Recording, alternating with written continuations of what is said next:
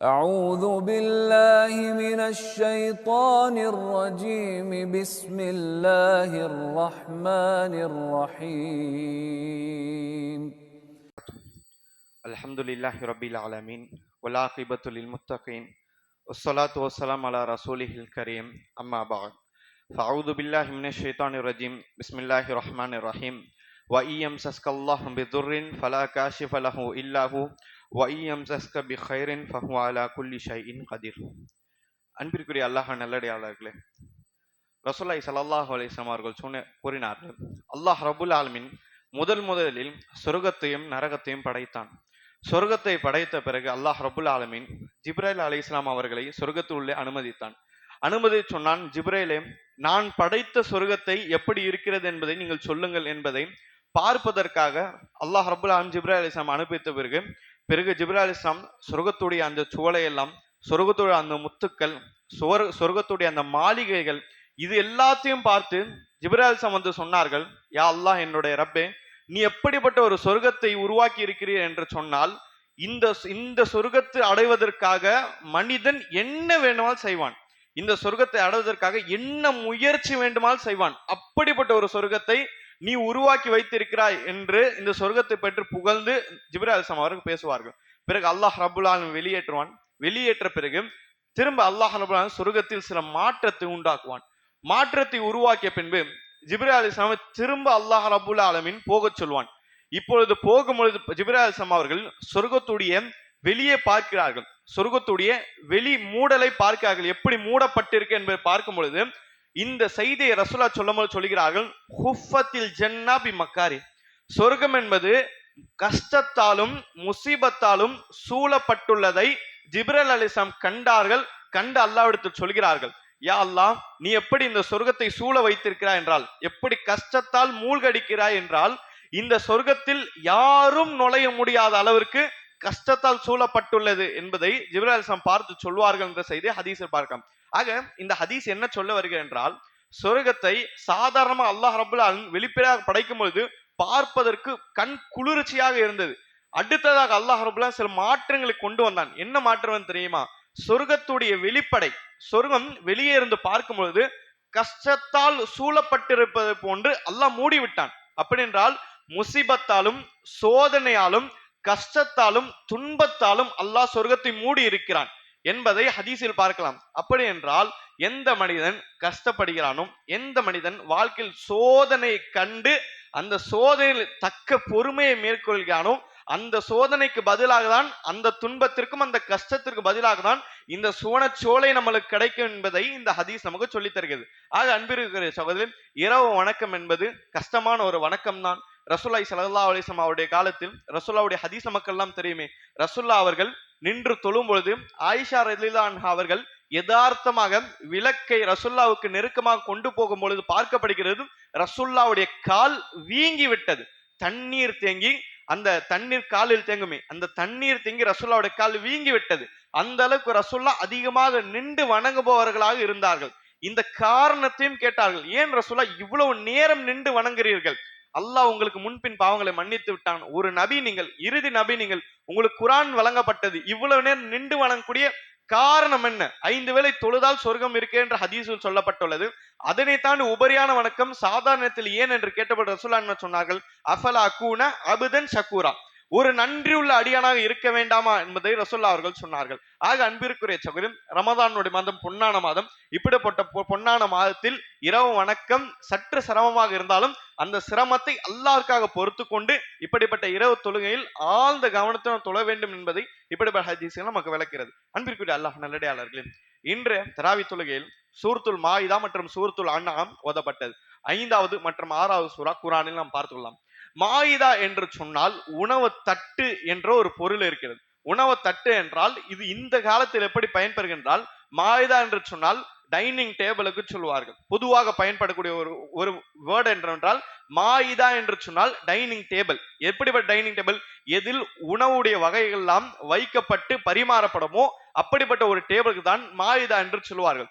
ஏன் இந்த சூறாக்கு இப்படிப்பட்ட ஒரு பெயர் வந்தது என்று பார்த்தோம்னால், சூரத்துல் மாயிதாவுடைய கடைசி வசனங்களை நாம் படித்து பார்த்தோம்னால், அல்லாஹ் ரப்பல் ஆரம்பத்தில் நிறைய சட்டங்களை பற்றி எல்லாம் பேசுகிறான்.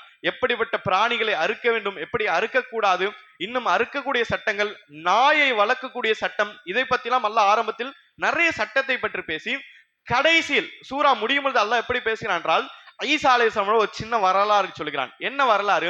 ஈசா அலைஹிஸ்ஸலாம் இது காலல் ஹவாரியூன ஈசா இப்னு மரியம், ஈசா அலைஹிஸ்ஸலாம் அவருடைய தோழர்களும், அதாவது ஈசா அலைஹிஸ்ஸலாமுடைய கூட்டத்தார்கள் ஈசா அலைஹிஸ்ஸலாம் அவரிடத்தில் கேட்கிறார்கள். என்ன கேட்கிறார் என்றால், நீங்கள் அதாவது அல்லாஹ் ரப்பல் ஆலமீன் உண்மையில் சக்தி படைத்தவனாக இருந்தால் வானத்திலிருந்து மாயிதாவை இறக்குங்கள், உணவு தட்டை இறக்குமாறு நீங்கள் அல்லாஹ்விடத்தில் கேளுங்கள் என்பதை ஈசா அலைஹிஸ்ஸலாமுடைய சமுதாயம் கேட்டார்கள். அல்லாஹ் ரப்ப உண்மையில் சக்தி படைத்தவனாக இருந்தால் வானத்திலிருந்து உணவு தட்டுகளை இறக்குமாறு கேட்டார்கள். அப்படி என்றால் ஒரு மேஜை, அந்த மேஜையில் நிறைய சாப்பாடு பண்டங்கள் வைத்திருக்க வேண்டும், இந்த மேஜை வானத்திலிருந்து அப்படியே இறக்க வேண்டும் என்று ஒரு டிஃபரெண்டான ஆசை இவர்கள் ஒன்று கூடி கேட்டார்கள். கேட்ட பிறகு நம்ம ஈசா அலைஹிஸ்ஸலாம் அவர்களும் அதாவது ஒரு அத்தாட்சியை கேட்கிறார்கள். ஈசா அலைஹிஸ்ஸலாம் அவர்கள் அழுது அல்லாஹ் எடுத்து துவா கேட்கிறார்கள்.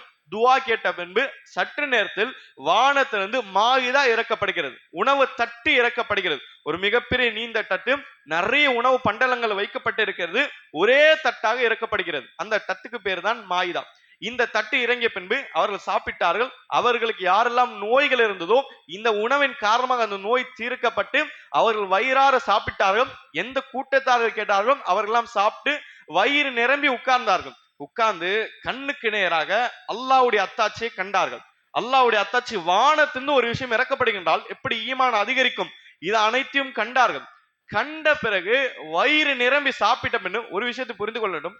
ஒரு மனிதன் எப்பொழுதும் வயிறு நிரம்ப நன்றாக சாப்பிடுகிறானோ, ஒரு பக்கம் அல்லாஹ்க்கு நன்றி செலுத்தக்கூடிய வகையில் சாப்பிடுகிறான், இது ஒரு பக்கம் இருக்கலாம். இன்னொரு பக்கம் நன்றி மறுக்கக்கூடிய வகையில் நன்றாக வயிறு நிரம்ப சாப்பிடுகிறானோ, இந்த உணவு அதற்கு பிறகு அதாபாக அமையும். அதற்கு பிறகு இதே உணவு அவனுக்கு அதாபாக அமையும். மிகப்பெரிய சான்று இவர்கள் ஈசா அலைஹிஸ்ஸலாம் சமுதாயம் வயிறு நிரம்ப சாப்பிட்டார்கள். சாப்பிட்ட பின்பு கண்ணுக்கு நேராக அத்தாட்சியை பார்த்தார்களே, பார்த்து சாப்பிட்ட பின்பு ஹாயாக உட்கார்ந்து சொல்கிறார்கள், இன்ஹாதா இல்லா சிஹர் முபீன், இது வெளிப்படையான சூனியம் என்று சொன்னார்கள். இது கண்கட்டி வித்தை, இது ஒரு சூனியம் என்று அவர்கள் சொல்லி ஈசா அலைஹிஸ்ஸலாம் அவர்களை கிண்டல் பண்ணார்கள் என்ற செய்தியெல்லாம் பார்க்கலாம். எனவே இந்த எல்லா சம்பவத்தையும் அல்லாஹ் ரஹ்மான் சொன்ன பிறகு இந்த இந்த இந்த வசனத்தை, அதாவது இந்த குறிப்பிட்ட சம்பவத்தை இந்த சூறாவில் சொல்வதன் காரணமாக இந்த சூறாவுக்கு சூரத்துல் மாயிதா என்ற ஒரு பெயர் வந்திருப்பதை நான் காண முடியும். அடுத்ததாக அன்பிற்குரிய சகோதரன் சூரத்துல் அன்ஆம் ஓதப்பட்டது, 6வது சூரா. அன்ஆம் என்று சொன்னால் கால்நடைகள், பிராணிகள் என்ற ஒரு அர்த்தம் இருக்கிறது. இந்த சூறாவில் அல்லாஹ் ரப்பல் ஆலமீன் நாளைக்கு ஓதப்படக்கூடிய சில வசனங்களை பார்க்கலாம். எந்த பிராணிகள் நமக்கு ஹலாலாக்கப்பட்டிருக்கிறது என்ற சில பிராணிகளை பற்றி, சில கால்நடைகள் பற்றி அல்லாஹ் ரப்பல் ஆலமீன் பேசுகிறான்.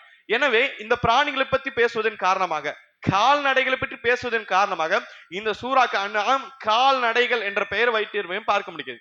இந்த சூறாவில் நமக்கு இன்று தேவைப்படக்கூடிய ஒரு சின்ன ஒரு மெசேஜ் இருக்கிறது. அல்லாஹ் ரப்பல் ஆலமீன் இந்த சூறாவில் 17வது வசனத்தில் குறிப்பிடுகிறான்,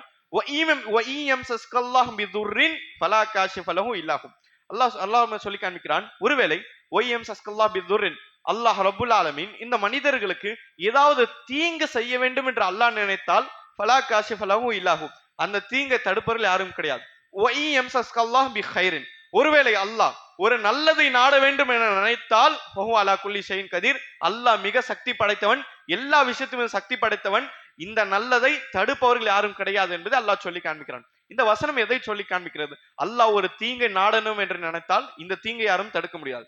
அல்லாஹ் ஒரு நல்லது நடக்க வேண்டும் என்று நினைத்தால் அந்த நல்லதையும் இந்த மனிதரால் தடுக்க முடியாது. அல்லாஹ் நாடியது நடந்தே தீரும் என்பதை அல்லாஹ் ஆணித்தனமாக சொல்லி காண்பிக்கிறான்.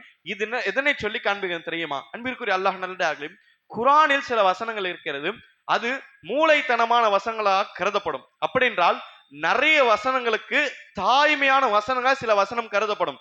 அந்த அடிப்படையில் பார்த்தோமானால் அல்லாஹ் ரப்பல் ஆலமீன் தவக்குல் வைப்பது, அல்லாஹ் மீது ஆதரவு வைப்பது, அல்லாஹ் தான் எல்லாமே நாடுகிறான், அல்லாஹ் தான் உயிரை கொடுக்கிறான், அல்லாஹ் தான் உயிரை எடுக்கிறான், இப்படிப்பட்ட நாட்டம் மீது தவக்குல் கொள்வது, அல்லாஹ் மீது ஆதரவு கொள்வது, இந்த தலைப்பிற்கில் பார்க்கக்கூடிய தாய்மையான ஒரு வசனம், உயர்வான வசனம் இன்று நாம் பார்க்கக்கூடிய இந்த வசனம். அன்பிற்குரிய அல்லாஹ் நல்லதாக, அல்லாஹ் மீது தவக்குல் கொள்வது என்றால் என்ன, நம்பிக்கை கொள்வது, ஆதரவு கொள்வது என்றால் என்ன, சுருக்கமாக பார்க்கும் என்றால் இந்த முழு நாட்டமும் அல்லாஹ் ரப்புல் ஆலமீன் ஆதம் அலைஹிஸ்ஸலாம் வந்து கடைசி மனிதன் வரை, இந்த உலகத்துடைய ஆரம்பமிலிருந்து கடைசி வரை இந்த முழு நாட்டமும் அல்லாஹ்வுடைய நாட்டத்தில் தான் நடக்கிறது என்ற ஒரு நம்பிக்கை மனதில் ஆழமாக பதிய வைக்கக்கூடிய ஒரு தன்மை பேர் தான் தவக்குல் என்று சொல்லப்படும்.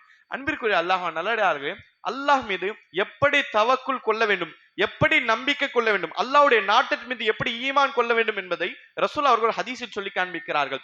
லவ் ததவக்கலு அலல்லாஹி ஹக்க தவக்குலிஹி, ரசூல் அவர்கள் சொல்லுகிறார்கள், அல்லாஹ் மீது எப்படி தவக்குல் செய்ய வேண்டுமோ, எப்படி நம்பிக்கை வைக்க வேண்டுமோ அப்படி நீங்கள் நம்பிக்கை வைத்தால் லதர்ஸகூன கமா யர்ஸுகுத் த்வைர், உங்களுக்கு அல்லாஹ் உணவளிப்பான் எப்படி அல்லாஹ் பறவைகளுக்கு உணவளிப்பானோ, பறவைகளுக்கு எப்படி உணவளிப்பானோ அப்படி அல்லாஹ் உங்களுக்கும் உணவளிப்பான். எப்படி நடக்கும்? நீங்கள் அல்லாஹ் வந்து சரியாக ஈமான் கொண்டால் ரசூலுல்லாஹ் சொன்னார்கள். பறவைகளுக்கு எப்படி எப்படி உணவளிப்பதை பற்றி ரசூலுல்லாஹ் சொன்னார்கள். காலையில் வெறும் வயிற்றுடன் தன்னுடைய கூட்டிலிருந்து வெளியே செல்லும், மாலை திரும்பி வரும்பொழுது வயிறு நிரம்பியவாறு அந்த பறவைகள் திரும்பும் என்பதை ரசூலுல்லாஹ் அவர்கள் சொன்னார்கள். காலை செல்லும் பொழுது எந்த இடத்தில் எவ்வளவு உணவு கிடைக்கும் என்பதை அந்த பறவைகள் தெரியாது. எனக்கு உணவு தாண்டி என்னுடைய குஞ்சுகளுக்கும் உணவு கிடைக்கும் என்பதை அவர்கள் தெரியாது. ஆனால் அந்த பறவை செல்கிறது, அல்லாஹ் மீது நம்பிக்கை வைத்து செல்வதன் காரணமாக திரும்ப வரும் பொழுது வயிறு நிரம்பி அந்த பறவைகள் வருகிறது. அன்பிற்கு அல்லாஹ் நல்லடியார்களே, ரசூலுல்லாஹ் இதனை சொல்கிறார்கள், நீங்கள் உங்களுடைய வாழ்க்கையுடைய பயணத்தில் ஈடுபடுங்கள், எப்படி ஹலாலான முறையில் ஈடுபடுங்கள். ஈடுபடுவதற்கு முன்னால் அல்லாஹ் மீது நம்பிக்கை வைத்து உங்களுடைய வாழ்க்கையில் ஈடுபடுங்கள். வியாபாரமா, ஆபீஸா, எப்படி ஒரு தொழிலா, ஹலாலான விடயத்தை நீங்கள் பயணியுங்கள். அல்லாஹ் மீது நம்பிக்கை வைத்து பயணியுங்கள். இந்த ஹலாலான வியாபாரம் முடியும் பொழுது உங்களுடைய கையில் ரிஸ்க் இருக்கும், உங்களுடைய வயிற்றிலும் ரிஸ்க் இருக்கும், உங்களுடைய வீட்டில் நியாமத்து இருக்கும் என்ற ஒரு மிகப்பெரிய ஆழமான மெசேஜை இந்த ஆயத் நமக்கு சொல்லி தருகிறது. அல்லாஹ் நல்லடியாளர்களே, குர்ஆனை அலசி பார்த்தோம்னால் நபிமார்களுடைய மொத்த வாழ்க்கையும் அல்லாஹ்வுடைய தவக்கல் மீது தான் அமைந்திருக்கு என்பதை பார்த்துக் கொள்ளலாம். அல்லாஹ் மீது இருக்கக்கூடிய நாட்டத்துடைய அந்த ஆழமான நம்பிக்கை இருக்கு. சுப்ஹானல்லாஹ், இதன் மீது தான் நபிமார்களுடைய வாழ்க்கை எல்லாம் சென்று இருக்கிறது. மூசா அலைஹிஸ்ஸலாம் இருக்கார்கள். நபி மூசா அலைஹிஸ்ஸலாம் அவர்கள் பனி இஸ்ராயல் கூட்டத்தை கொண்டு ஃபிரௌன் இடத்தில் தப்பித்து சென்றார்கள். செல்லும் பொழுது அந்த இடத்தில் வழியாக நைல் நதி வந்து விட்டது. அல்லாஹ்வுடைய நாட்டின் பெயரால் நைல் நதி அங்கு இருந்தது. இப்ப நைல் நதியை தாண்டி அவர்கள் செல்ல முடியாது. ஏன்? நைல் நதி மிகவும் ஆழமான ஒரு நதி. இந்த நதியை தாண்டி செல்ல முடியாது. இத்தனையும் தாண்டி சில அறிவிப்பின் அடிப்படையில் இதை இரவு நேரம் என்றெல்லாம் சொல்லப்படுகிறது. இதெல்லாம் ஒரு பக்கம் இருக்க, அந்த நைல் நதியை தாண்டி செல்வது கடினமான ஒரு விஷயம். அந்த நேரத்தில் பின்னால் இருந்து பார்க்கும் பொழுது ஃபிரௌனும் அவனுடைய கூட்டத்தார்களும் பனி இஸ்ராயல் மூசா பிடிப்பதற்கு கிட்ட வந்து கொண்டிருக்கிறார்கள். ஒரு பக்கம் நதி, இன்னொரு பக்கம் எதிரி. இரண்டிற்கு மத்தியில் பனி இஸ்ராயல் சமுதாயம் மாட்டிக்கொண்டார்கள். இவரை தனிமையாக கூட்டு போவது மூசா அலைஹிஸ்ஸலாம். அப்பொழுது மூசா அலைஹிஸ்ஸலாம் கண்டு பனி இஸ்ராயல் சொன்னார்கள், இன்னால முதரக்கோன், இன்னைக்கு மாட்டிக்கிட்டோம், நம்ம என்ன, அதாவது தப்பிக்க வழியே இல்லை என்ற வார்த்தை தான் இன்னால முதரக்கோன், இன்னைக்கு மாட்டிக்கியாச்சு என்று சொல்லும் பொழுது மூசா அலைஹிஸ்ஸலாம் எப்படிப்பட்ட வார்த்தையை சொன்னா, கல்லா இன்ன ரப்பி சயஹ்தீன், ஒரு பொழுதும் கிடையாது, இன்ன ரப்பி சயஹ்தீன், என்னுடைய இறைவன் எனக்கு வழி காண்பிப்பான் என்ற ஒரு வார்த்தை சொன்னார்கள். சுப்ஹானல்லாஹ், சற்று சிந்தித்து பார்த்தோமானால் கடினமான ஒரு சூழ்நிலை, அதாவது உயிருக்கு ஆபத்தான ஒரு சூழ்நிலை, ஒரு நிமிடத்தில் உயிரும் பிரிக்கப்படலாம், காப்பாற்றும் படலாம். இப்படிப்பட்ட ஊசலாட்டத்தில் உயிருக்கு தப்பக்கூடிய இந்த நேரத்தில் ஒரு வார்த்தை இருக்கு, நம்பிக்கையான வார்த்தை. இந்த வார்த்தை எப்பேற்பட்ட சூழ்நிலை நமக்கு உதவி தரும். அன்பிற்குரிய அல்லாஹ் நல்லடியார்களே, இன்று சின்ன சின்ன பிரச்சனை வந்த பிறகு பெரிய பெரிய வார்த்தை நாம் பேசி விடுகிறோம். பிரச்சனை சின்னது, ஆனால் நம்முடைய ஸ்டேட்டஸ்க்கு எதனா ஆகிவிடுமோ, நம்முடைய மரியாதைக்கு எதனா ஆகிவிடுமோ என்று சின்ன சின்ன முசீபத்துகளும் பெரிய பெரிய வார்த்தை பேசுகிறோம். ஆனால் ஃபிரௌன் இருக்கலே மோசமானவன். ஃபிரௌனை எதிர்த்தால் என்ன செய்வான் என்று தெரியுமா? ஃபிரௌனை எதிர்ப்பவனை ஒரு உயரமான பகுதியில் தூக்கி அவருடைய இரு கைகளில் ஆணி அடித்து அப்படியே தொங்க விட்டு விடுவான். எதில்? ஊர் மக்கள் பார்க்கும். இதெல்லாம் சின்ன சின்ன தண்டனையாக பார்க்கப்பட்டது ஃபிரௌனுடைய காலத்தில். அவ்வளவு மோசமான ஒரு மன்னர் இடத்துல தப்பித்து வரும்பொழுது மாட்டிக் கொள்வோம் என்ற ஒரு இடத்தில் ஒரு நபியுடைய வாயில் இந்த எப்படிப்பட்ட வார்த்தை, நிச்சயமாக என்னுடைய இறைவன் எனக்கு வழி காண்பிப்பான் என்ற ஒரு வார்த்தை வந்தது. இந்த வார்த்தைக்கு முன்னால் இறை செய்தியே வரவில்லை. எப்பொழுது என்னுடைய இறைவன் எனக்கு வழி காண்பிப்பான் என்று அல்லாஹ் மீது தவக்குல் வைத்தார்களே, நம்பிக்கை வைத்தார்களே, அந்த நேரத்தில் அல்லாஹ் வசனத்தை இறக்கிறான். வௌஹைனா இலா மூசா அனித்ரிப் பிஅஸாக்கல் ஹஜர், மூசாவுக்கு நாம் வஹி அளித்தோம், இறை செய்தி அளித்தோம். அவருடைய லாட்டியால், அவருடைய அந்த குச்சியால் அந்த பூமியில் ஒரு அடியை அடிக்குமாறு நாங்கள் சொன்னோம் என்பதை அல்லாஹ் சொல்லி காண்பிக்கிறான். அவர்கள் அந்த குச்சியால், அந்த தடியால் அடித்தார்கள்.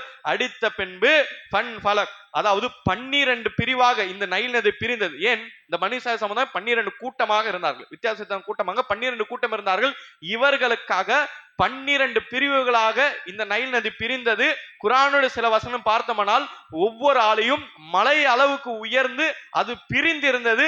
சின்ன சின்ன அந்த கேப்புகளில் 12 கூட்டம் இவர்கள் சென்று அக்கறை அடைந்தார்கள், மூசா அலைஹிஸ்ஸலாம் அடைந்தார்கள். ஃபிரௌனுடைய கூட்டம் பாதி வழி வரும் பொழுது நைல் நதி சரிசமமாக ஆக்கப்பட்டு மூழ்கடிக்கப்பட்டார் என்ற சம்பவத்திலாம் குர்ஆனில் நிறைய இடத்தில் நாம் படிக்கிறோம். அன்பிற்கு ஒரு அல்லாஹ் நல்லதாகல, இதுதான் மிகப்பெரிய நமக்கு பாடமாக காண்பிக்கப்படுகிறது.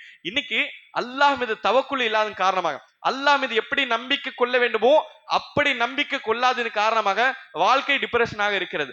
அடுத்த நாளுடைய உணவுக்கு கேள்விக்குறியில் நாம் வாழ்ந்து கொண்டு இருக்கிறோம். அப்படி கிடையாது. அல்லாஹ் நல்லடியார்களே, அல்லாஹ் மீது எப்படி நம்பிக்கை கொள்ள வேண்டுமோ அப்படி நம்பிக்கை கொண்டால் அல்லாஹ் ஒரு பொழுதும் நம்மை கைவிட மாட்டான் என்பதை நாம் பார்த்துக் கொள்ளலாம். ரசூலுல்லாஹி ஸல்லல்லாஹு அலைஹி வஸல்லம் சொன்னார்கள், நீங்கள் உங்களுடைய தாயுடைய வயிற்றில் இருக்கும் பொழுது ஒரு மலக்கு வந்து அப்படியே உங்களுக்கு ரிஸ்க் எழுதி விடுவார் என்பதை ரசூலுல்லாஹி அவர்கள் சொன்னார்கள். எனவே ரிஸ்குடைய விஷயமாக இருந்தாலும் சரி, நம்முடைய வாழ்வாதாரம் விஷயமாக இருந்தாலும் சரி, நம்முடைய பாதுகாப்பு சம்பந்தமான விஷயமா இருந்தாலும் சரி, அல்லாஹ்வுடைய கையில் இருக்கிறது என்பது அல்லாஹ் மீது பாரத்தை போட்டால் அல்லாஹ் ரப்பல் ஒருபொழுதும் நம்மை கைவிட மாட்டான் என்பதை பார்த்துக் கொள்ளலாம். கடைசியாக அன்பிற்குரிய சகோதரர், இந்த வசனம் இருக்கிறது, அல்லாஹ் மீது ஆதரவு வைப்பதும் அல்லாஹ் மீது தவக்குல் வைப்பதும். இன்றைய காலத்தில் ரிஸ்க் பாதுகாப்பையும் தாண்டி நமக்கு அதிகமாக தேவைப்படுகிற ஒரு இடம் என்ன தெரியுமா? நம்முடைய அக்கீதாவுடைய இடம். நம்முடைய அக்கீதாவுடைய இடம் இன்றும் விஞ்ஞானம் வளரக்கூடிய இந்த காலத்திலும் மக்களுக்கு மத்தியில் காலையில் ஒரு தவறு நடந்துவிட்டால் இன்றைய காலை யார் முகத்தில் முளைத்தேன் என்று தெரியவில்லை என்று சொல்லக்கூடிய வார்த்தை உருவாகுகிறது. இன்னும் என்னுடைய நேரம் சரியில்லை என்ற கடிகாரத்தை பார்த்து பேசக்கூடிய ஒரு காலத்தை வாழ்ந்து கொண்டிருக்கிறோம். இன்னும் கருப்பு பூனையும் ஆந்தையும் நம்முடைய வீட்டில் உலாவினால் என்னுடைய வீட்டில் கெட்ட சகுனம் என்று பேசக்கூடிய ஒரு நாட்களை நாம் வாழ்ந்து கொண்டிருக்கோம். அல்லாஹ் நல்லடியார்களே, அல்லாஹ் கெட்டதை நாடித்தால், ஒரு முசிபத்தை வர வேண்டும் என்று நினைத்தால் உலகம் ஒன்று சேர்ந்தாலும் தடுக்க முடியாது.